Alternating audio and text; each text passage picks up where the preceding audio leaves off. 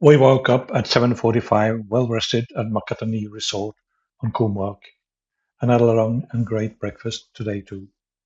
A little hazy air. I used the time after breakfast until checkout at 11 a.m. to keep a diary for yesterday.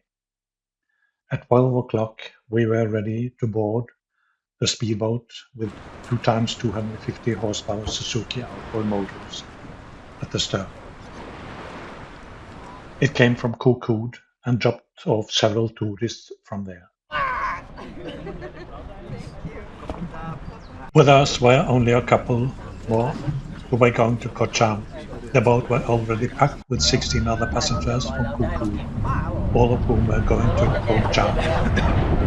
The express boat had a crew of 3. Inside the boat, large suitcases were placed in piles in the middle and a lot of backpacks in the front. Samboon and I sat outside with 4 Austrians from Salzburg. Fortunately, the sea was flat, so there was not too much banging in the bow of the boat. One of the crew members, although, had to secure the backpacks with a rope. We passed several smaller islands on the tour, among others Koh Vai and Koh Klong.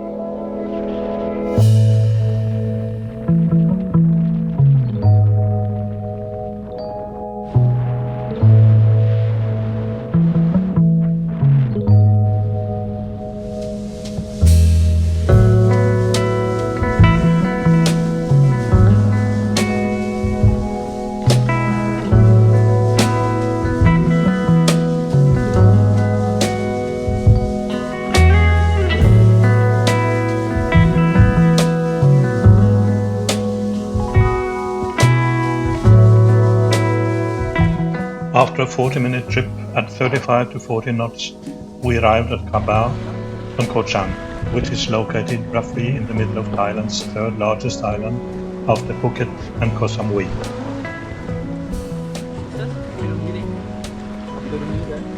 We paid 800 baht each for the trip, and it included transport with Klong Prao to our hotel. We were booked into Cabana Big Hotel and paid 2,025 baht per night, including breakfast.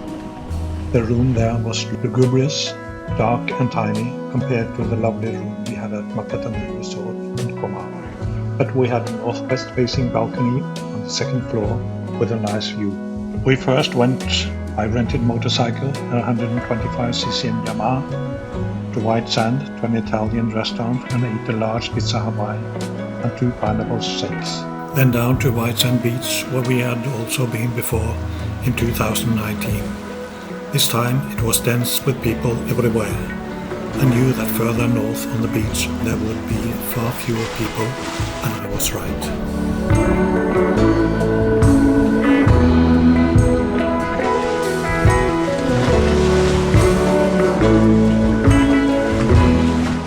We had to go into and through a restaurant to get on further, now at high tide.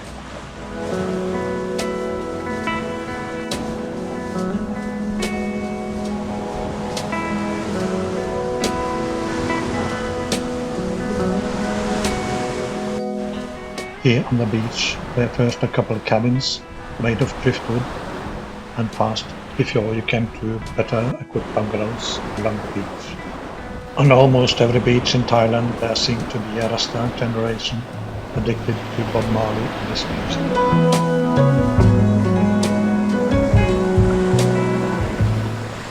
This part of the beach was less crowded, and we soon found a shady spot where we hung up our private hammocks. I changed in a hurry and just had to get into the water and cool down.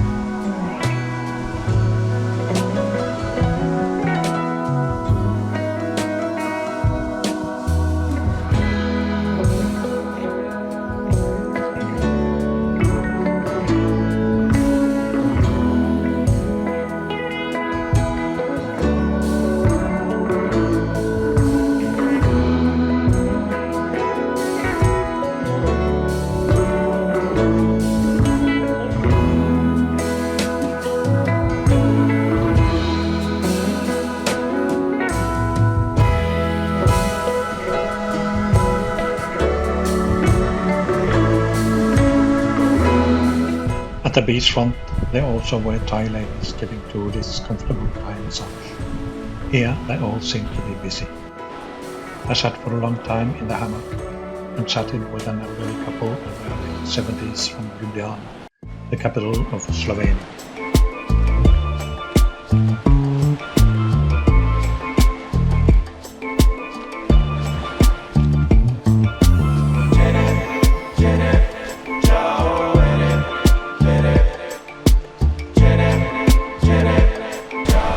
At 5 p.m. we went back to the hotel for a shower and video copying from SD cards to a larger external drive.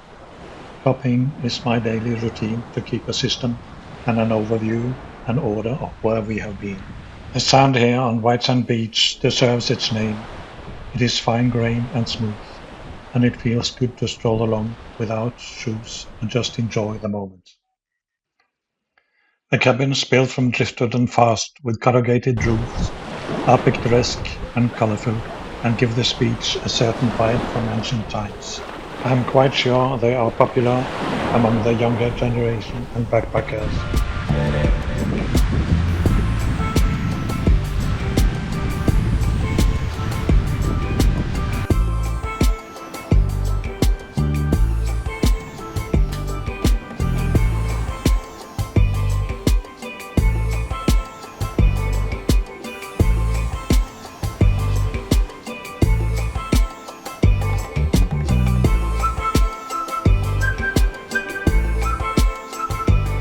We headed back through the restaurant and back to the village of White Sand, where we had parked our motorbike. The restaurant had only a few Russian-speaking guests sitting inside. The sun had been too intense sitting outside early.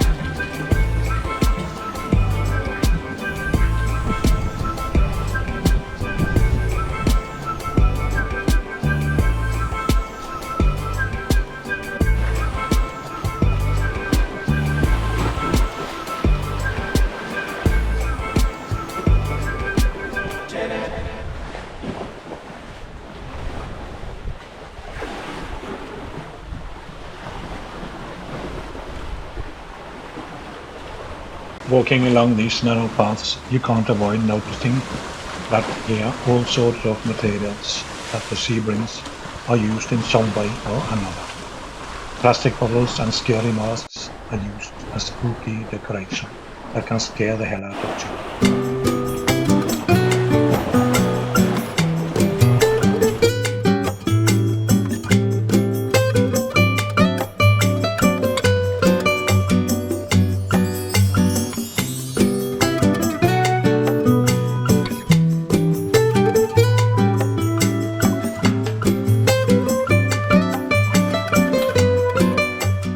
Some narrow passages contain piles of rubbish and can be difficult to pass barefoot, so watch where you set foot.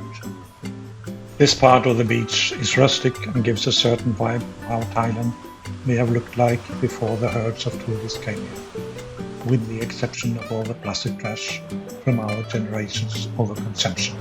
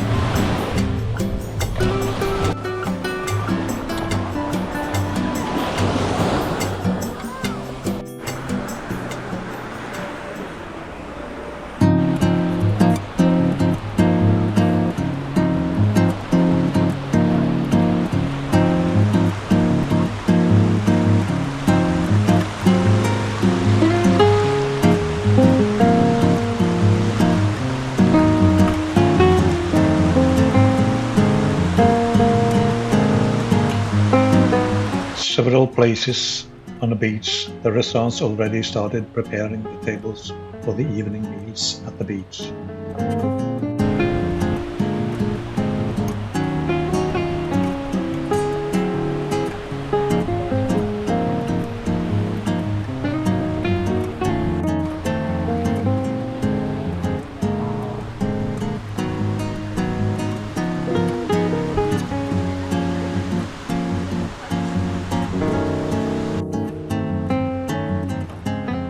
This wooden boat later serves as a table full of food for the barbecue every evening.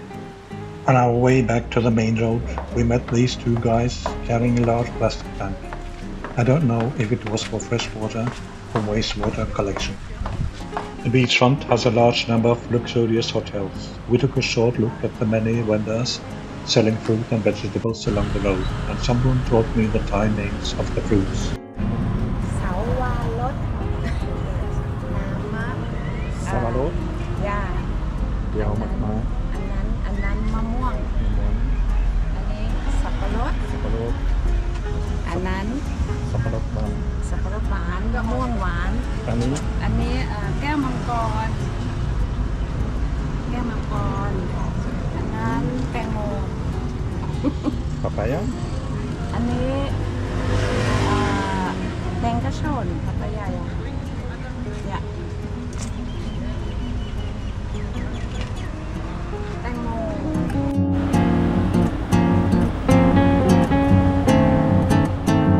We passed some hotels on the main road and we saw shops selling marijuana, gansha in Thai.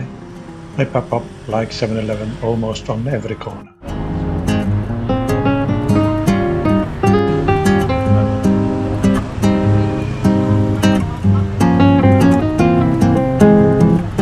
After having witnessed a lovely sunset at the beach, we took the motorcycle towards an area with a lot of restaurants and found one where they sell food outside. We chose a restaurant with a lot of people. That is usually an indication of good food. I ate masaman curry with chicken and rice, while someone ate a plate with mixed sea dishes and salad with shells, squid and prawns.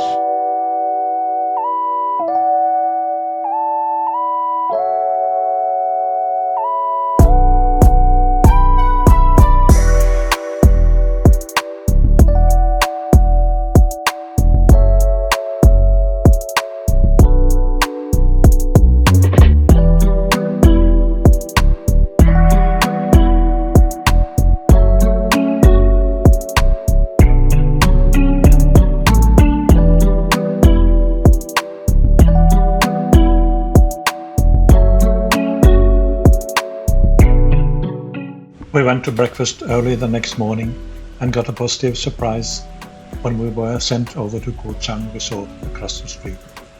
Our hotel had an agreement with Koh Chang Resort so that guests got breakfast there, and the breakfast was magnificent.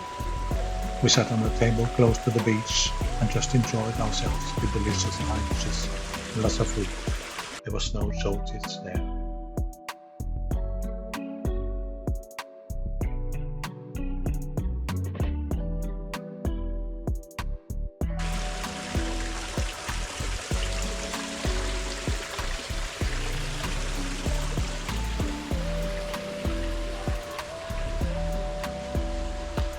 This beach area is packed with luxurious resorts.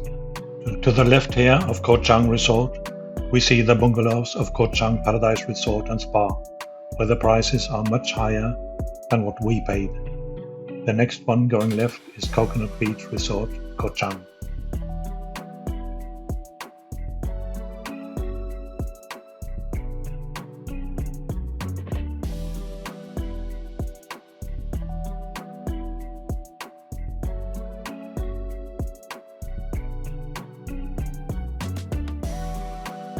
Both in the morning and the evening, we observed many people strolling along the beach, and some also had a swim or a bath close to the shore.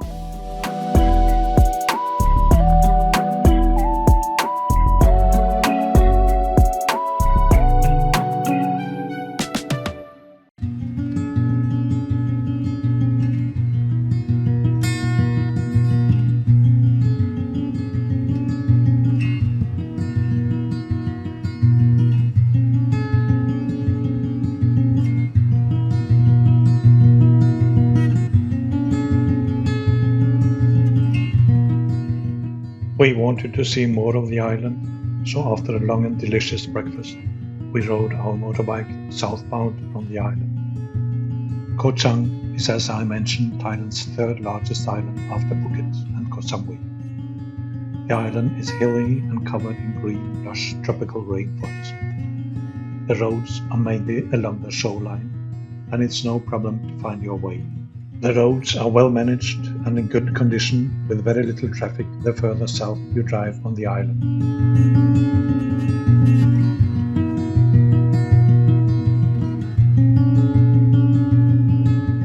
All along the coastline you will find beautiful resorts, often built in typical Thai style, with a pitched roof like the one you see here. This hotel complex seems to be new and is called Sirvan Koh Chang.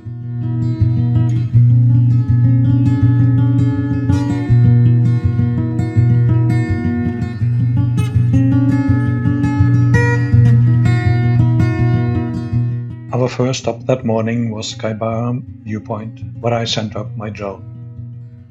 I had overlooked a sign saying that drone flying was not allowed without permission from the National Park Board.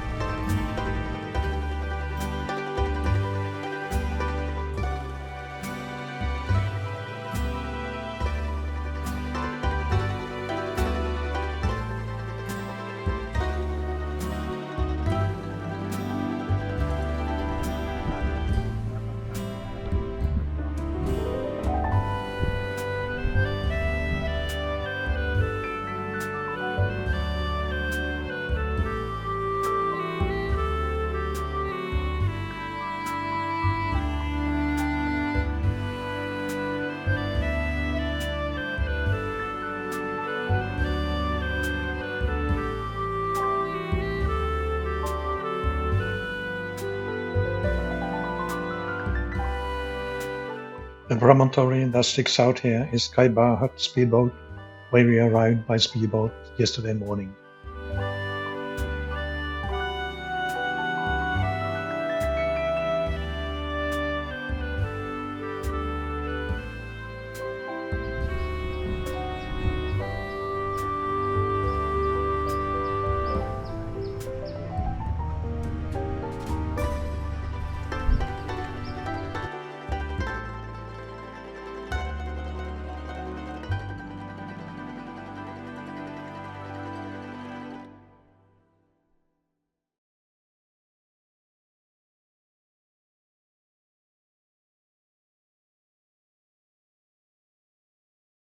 A security guard came up to me and said in English, "No drone."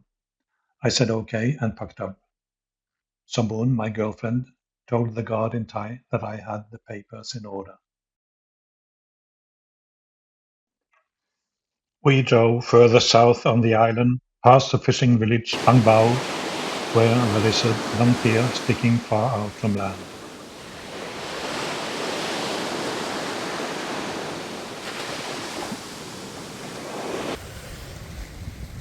When we were here in 2019, we visited this beach and the neighbor beach where we had a swim.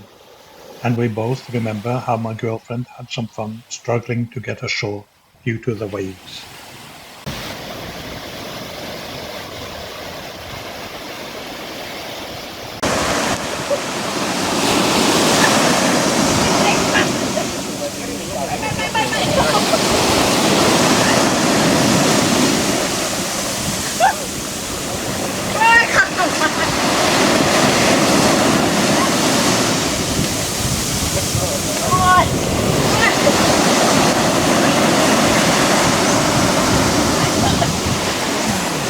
Then we carried on to a place called Koh Chang Boat Chalet at the very southern tip where we parked our motorbike in the shadow under some palms.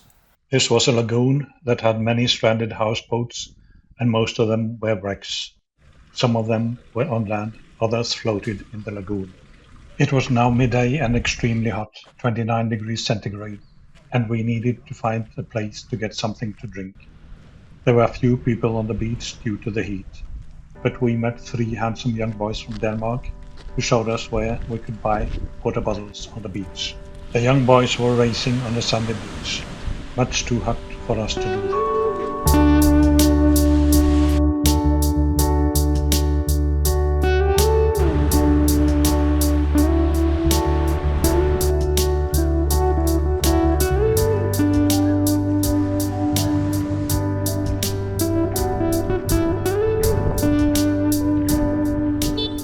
We found the little hut selling fruit, ice cream, and drinks, and bought something cold to drink. My girlfriend asked the vendor about the shipwrecks in the lagoon. I could see that there were people staying in some of the houseboats, and I think they were workers from the nearby resorts, and perhaps workers who were cutting up the large burnt ship that we wanted to have a look at. The two Danish boys racing on the beach also seemed to be thirsty.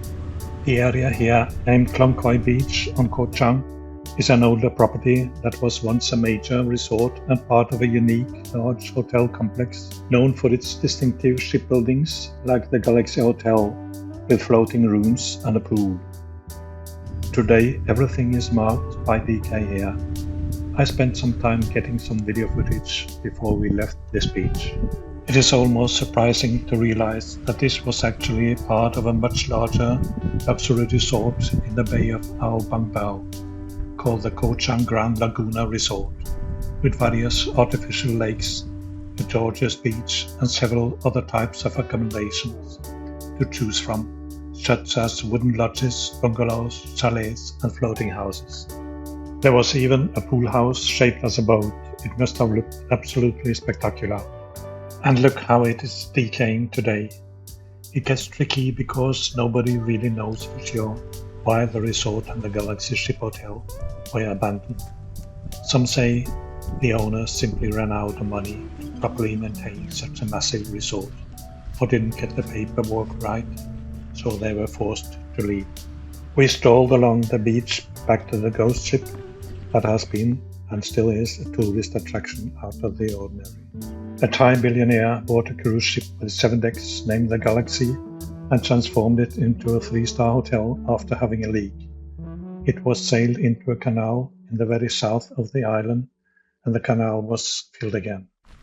The cruise ship was used as a hotel for several years, until the billionaire pulled out due to an economic downturn around year 2000. The hotel rooms also had practical problems with mold in the wet season due to poor air circulation and bad ventilation. The owner forced closure and wanted to sell. The property changed hands and rebranded. The Galaxy itself received less attention and maintenance. Since then, the ship has fallen into disrepair. Left abandoned as a famed ghost ship, it was attracting explorers and curious tourists for years. It served as a spooky landmark with lingering stories of luxury, haunting tales, and failed dreams. There were also stories circulating that the ship had a curse hanging over it, and that there had been several deaths on board. What probably sparked all the ghost ship stories was a rumor of an accidental fall of Russian tourists from the last floor of the ship. On December 3rd, 2024, a fire broke out on board, and the ship was completely engulfed in flames, and the whole 7 floors burnt down. The fire started around 11:50 a.m. and spread rapidly through the strong winds and the ship's wooden structure, despite effort from approximately 50 firefighters. They had to concentrate on rescuing the surroundings so the jungle would not catch fire. The blaze consumed the entire 7-story structure, sending thick, black, toxic smoke drifting over the island. The cause of the fire thought to have been started with welders doing some welding at the bottom of the ship. However, most news sources do not confirm the start of the fire. In fact, they said it's unknown.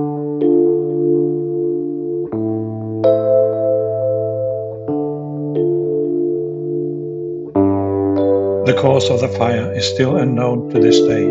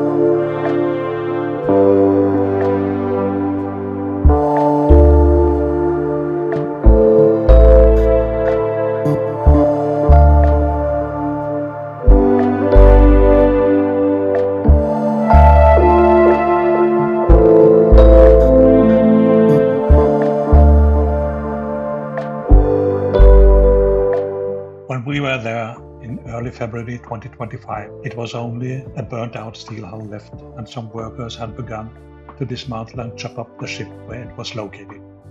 They are salvaging all the scrap metal that they can get, and the scrap metal is shipped on a barge to the mainland and sold.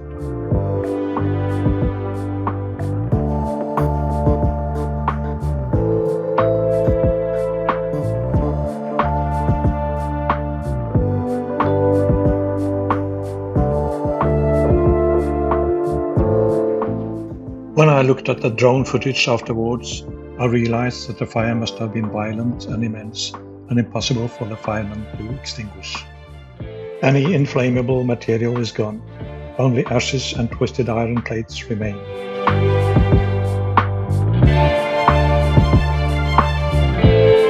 But the massive metal anchor winch on the first deck is also intact and seems to have been untouched by the flames, as it still have blue paint.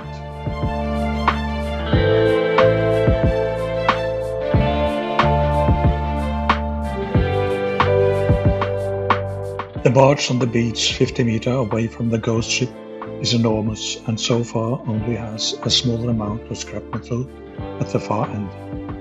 I seek hiding in the shadow under some palm trees behind the elephant figures and can safely take down my drone without disturbing anyone. Today, as I edit this video, only parts of the ship's hull remain as a reminder of what has once been a billionaire's ambitious project, failure and lost dream.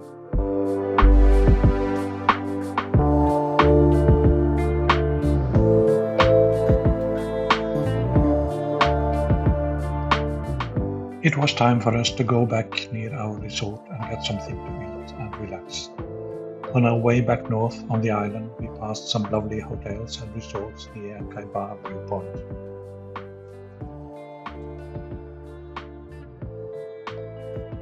Later, I set off alone on a motorcycle southbound to Klong Prao beach.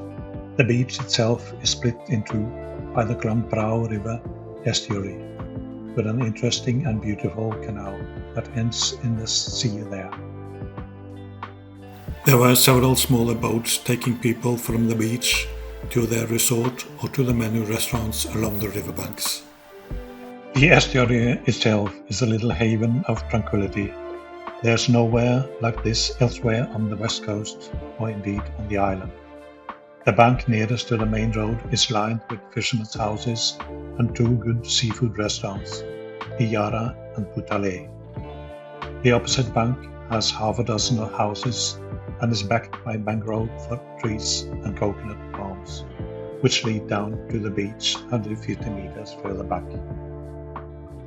The thatched bungalows we see here belong to Aana Resort and Spa.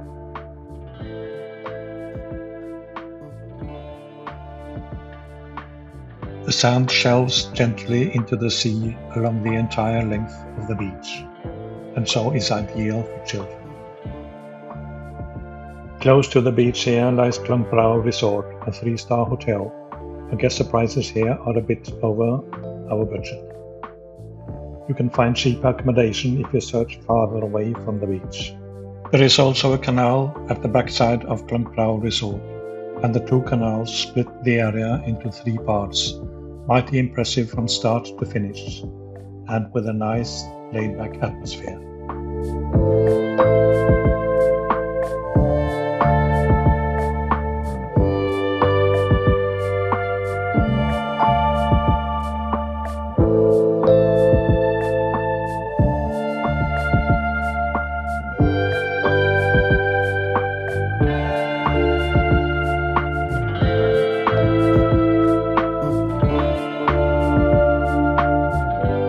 There are so many beautiful places to watch the sunset here on Koh Chang, and the sand shells on these beaches are fine-grained, white and soft. You simply can't go wrong visiting the beaches on the western side of this lovely tropical jungle island. On our first visit here back in January 2019, I was sure that I had to visit this island at least once more. There are so many opportunities for adventure and exploring here, and we have so far only seen a fraction of the possibilities.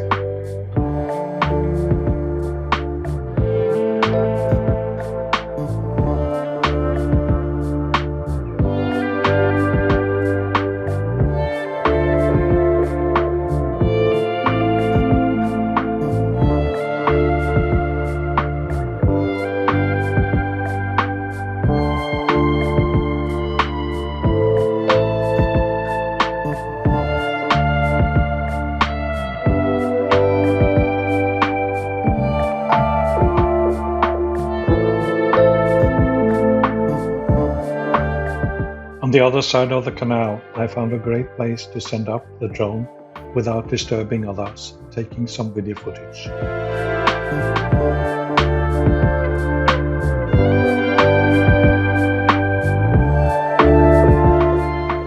On my way out here, I also spotted a restaurant and resort that was more than eye-catching. I had to drive around the canal to get to this place. Located at the top of a hill, this place called Sai Tara restaurant offers guests a beautiful canal view with the abundant nature of Koh Chang. It is open daily with a comprehensive menu and full bar. The infinity pool, a large rectangular swimming pool, is one of the best options for relaxing while admiring the amazing mountain views.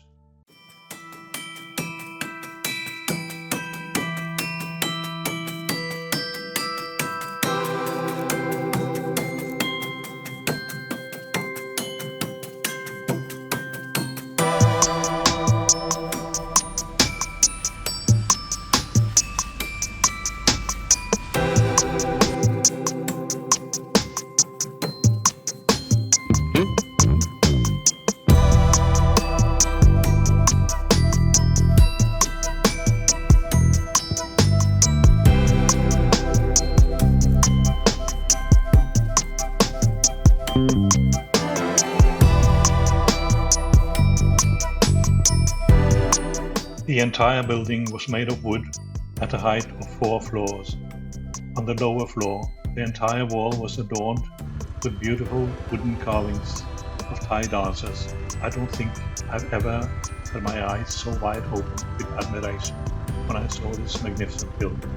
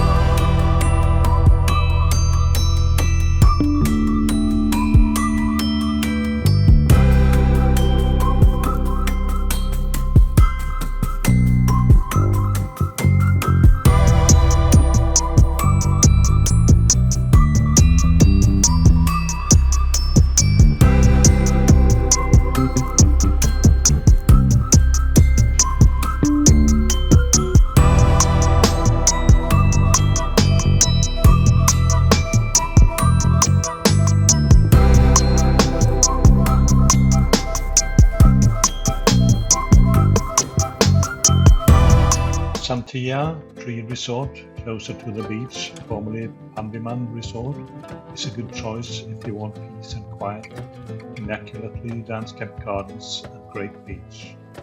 The buildings are styled like Thai temples that overly kitsch the teetering on the brink. The perspective here from my dome is overwhelming and beautiful.